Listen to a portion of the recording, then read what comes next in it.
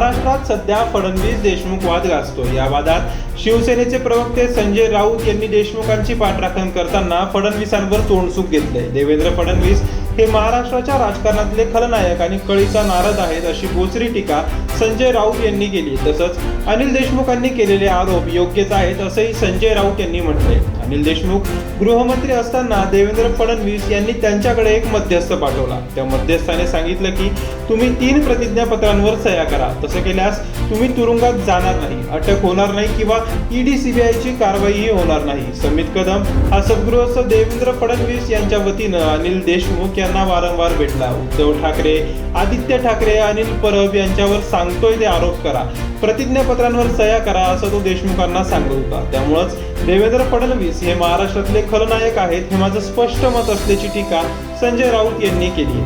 महाराष्ट्रातील कायदा सुव्यवस्था पूर्णपणे ढासळली आहे। विरोधकांना खोट्या प्रकरणांमध्ये अडकवायचं यासाठीच राज्याच्या गृह मंत्रालयाचा वापर होतोय। पक्षाचे गुंड, लफंगे, चोर आहेत, त्यांना संरक्षण दिलं जातंय। फडणवीसांनी ज्यांना संरक्षण दिले त्यातले 80% लोक लफंगे आहेत। एकनाथ शिंदे गटात कुणी प्रवेश केला की त्याला संरक्षण मिळतं। त्यांनी काय मोठा तीर मारलाय का?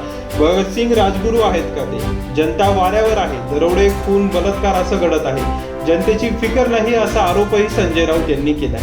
अनिल देशमुख यांच्या बोलण्यात तथ्य आहे। मला 2.5 वर्षापासून हे माहिती आहे। त्यांचा आणि माझा संवाद होता। त्यांनी मला हा विषय सांगितला आहे।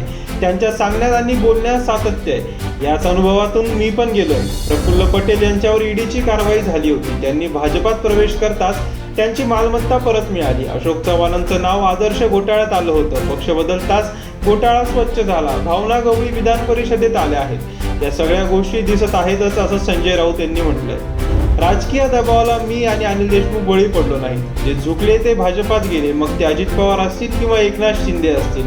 अनिल देशमुख यांना समित कदम भेटले होते। आता यावर फडणवीस आणि त्यांची टोळी सांगेल की आमचा काहीही संबंध नाही, मात्र आज संबंध आहे असं स्पष्ट करत राऊतांनी समित कदम यांचे देवेंद्र फडणवीसांबरोबरचे फोटोही मीडियाला दाखवले।